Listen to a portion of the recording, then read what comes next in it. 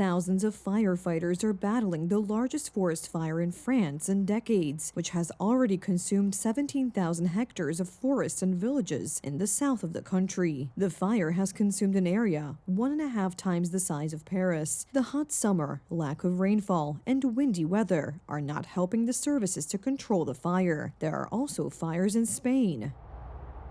The largest fire in southern France in decades. Drone footage shows vast areas of charred land.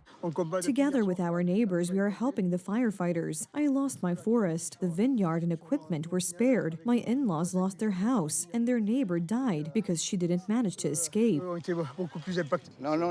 I've never seen anything like this in my life. I've never seen fires like this. There were fires in Narbonne, but not like this.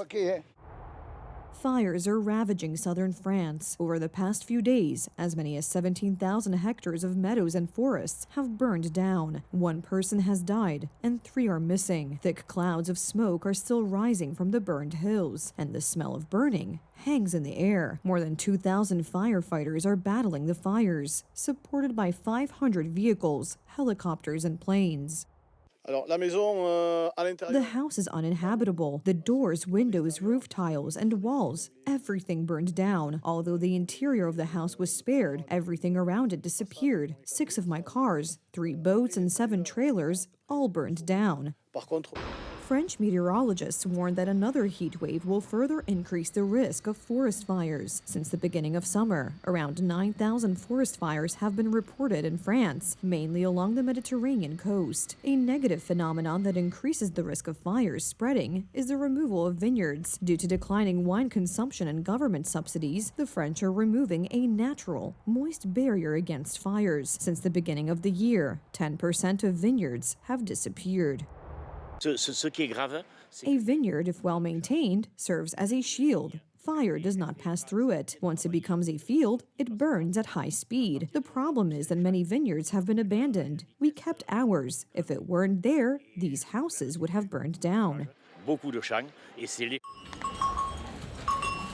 In Spain, they have a different idea for reducing the risk of fire spreading. It is not vineyards that are supposed to protect against fire, but goats. Their task is to eat flammable dry grass and shrubs. We were hired by the Mataró City Council to graze cattle on strips within 25 meters of buildings. By grazing, we reduce biomass and the risk of fires. The herd wandering from town to town is part of a project aimed at reducing the risk of forest fires. Of course, this is only one element of a wide range of preventive measures. This is a pilot project that we intend to implement. Ultimately, we want to have at least 1 herd operating year-round in forest strips and throughout the area. The practice and tradition of using farm animals to clear brush is also used in other countries.